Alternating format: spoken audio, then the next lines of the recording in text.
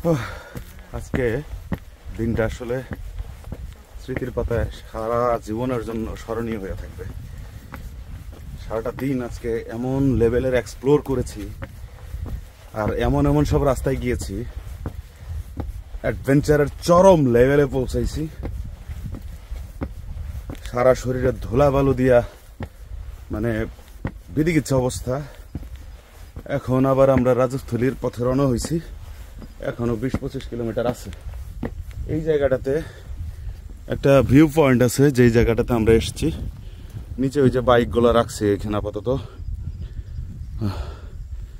এখন এই উপরের অংশটাতে আমরা উঠবো। এইখান থেকে এটা হচ্ছে একটা পাহাড়ের সর্বোচ্চ চূড়া।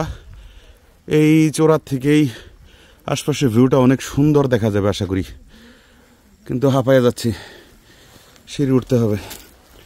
মানে কি পরিমাণ অফ রোডিং আমরা করেছি। আমার এই জুতাটা কিন্তু এটা আসলে অলিভ কালার, জলপাই কালার। এটা দেখেন কালার হয়েছে কি, এই যে অলিভ কালার। আর প্যান্টের অবস্থা দেখেন, মানে চরম লেভেলের অফ রোডিং হয়েছে আজকে। এই রাজস্থলী, ফারওয়া, তারপরে হচ্ছে জিগজাগ রোড। এই রোডগুলাতে অ্যাকচুয়ালি মানে রোড কনস্ট্রাকশনের কাজ চলতেছে, রাস্তাটা এখনো ওপেন হয় নাই। বাট আমরা অনেক কিচ্ছা কাহিনী কইরা, অনেক বইলা কইয়া রিকোয়েস্ট করে আমরা একটু ঢোকার মতো পারমিশন নিয়েছিলাম। সারাদিনের না খাওয়া, এখনো খাই নাই কিছুই, পানি ছাড়া। এই যে এতগুলো সিঁড়ি নেমে আসলাম, মানে হেঁটে উপরে আসলাম, হাঁফায় গেছি পুরা। ওয়াও, দারুণ একটা ভিউ পয়েন্ট আপনাদের এই যে দেখাই। ওয়াও, 25 তারিখ ফুলমুন।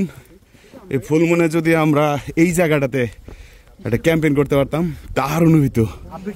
ওই ঝুমঘরটা যেতে চাই, ওই যে ঝুমঘর, দারুণ।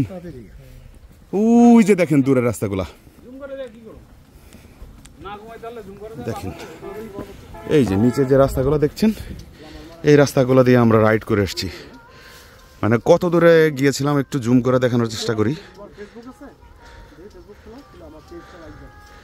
ওই দূরে, ওই দূরে, এই যে এই রাস্তাগুলো